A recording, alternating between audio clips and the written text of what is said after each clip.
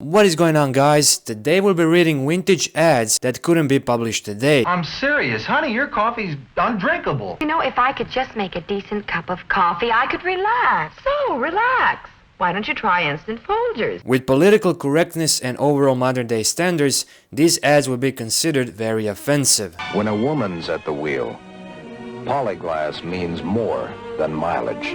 The first one we got is, "It's nice to have a girl around the house." Whoa! This is apparently a Mr.Leggs Pants ad by the Chrome from the 1970s. This really wasn't that long ago, guys, to be honest. You know, it is crazy how much feminism has progressed in the past 50 years. So you have a man standing on a woman's head with one leg, and woman's head is attached to tiger's skin? So what is that supposed to mean? I mean, it says you don't need a rifle to shoot her down. No, I'm not making this stuff up.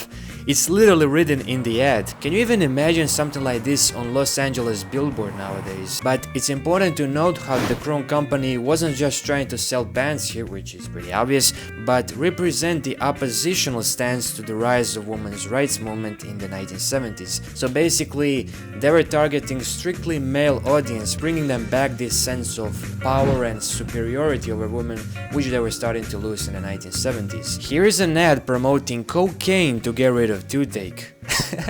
Instantaneous cure, price 15 cents. Have they written any side effects? But this dates back to March 1885, when dentists used cocaine on patients to decrease the pain during the dental procedures. Just imagine kids visiting dentists with their mother back then asking, "Mom, will it hurt?" "No, son. Mr. Dentist will give you some of that cocaine. It is like candy, honey." So basically, it seems that the more earlier we go with the advertisements, the more offensive and racist they are. This ad promotes fairy soap by illustrating a white child asking a barefoot black child, "Why doesn't your mama wash you with fairy soap?" insinuating she is black from dirt. This 1959 Sweaters ad is highlighting that men are better than women and even proceeds to explain why. Quote, "Indoors, women are useful, even pleasant. On a mountain, they are something of a drag, so don't go hauling them off a cliff to show off your Drummond climbing sweaters. These pullovers look great anywhere." So the ad suggests how women's place is inside a house, cause outside they cannot even climb a mountain, which is illustrated by the woman down there in the ad, literally hanging over the edge. It's ironic the way this guy holds an entire woman with just one arm. So realistic.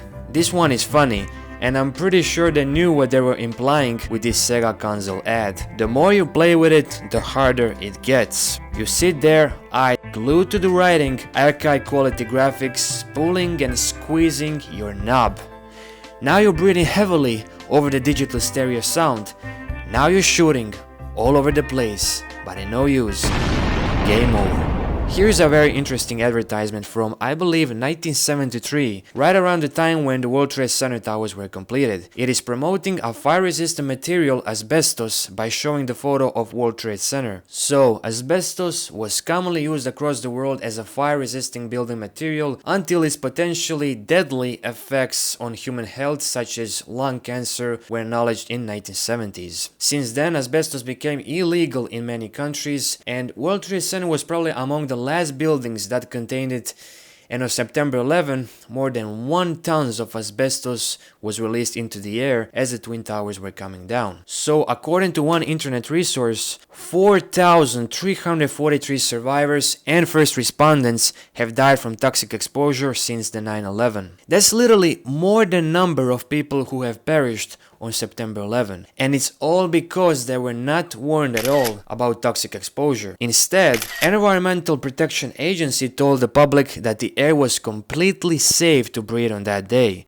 Check this one out. She can have a tummy and still look yummy. If this was considered chubby in the 1950s, then we are definitely doomed. It says, "Fashion designed to make girls 6 to 16 look slimmer." Obviously, if this was released today, it would be accused for pedophilia and sexism. Quote, "Is your daughter on the plump side? She can and should look as pretty as her slim friends, and she will, if you dress her in Cubbettes."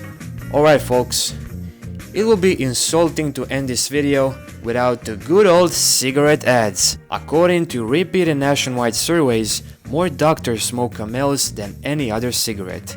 So, before studies discovered a link between smoking and lung cancer, majority of doctors smoked packs of cigarettes back then. So tobacco companies, being aware of this, used doctors as a good opportunity to promote their cigarettes through these advertisements. But by 1964, doctors started turning against the cigarettes after studies shown that they caused the lung cancer. Here's another way cigarette companies were advertising cigarettes back in 1969. This ad is encouraging men to blow smoke in the woman's face, and apparently she will follow him anywhere.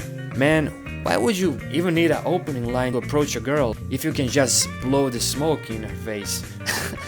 But anyways, that was the video. Thanks for watching, I appreciate it. Make sure to subscribe so I can move out of my mama's house. And bro fist. Bow. Actually, who still even watches PewDiePie? Sorry PewDiePie if you ever see this video. Never will. Sounds like real. They sure do. The Sound of Power military rifle and Western rifle by Marks.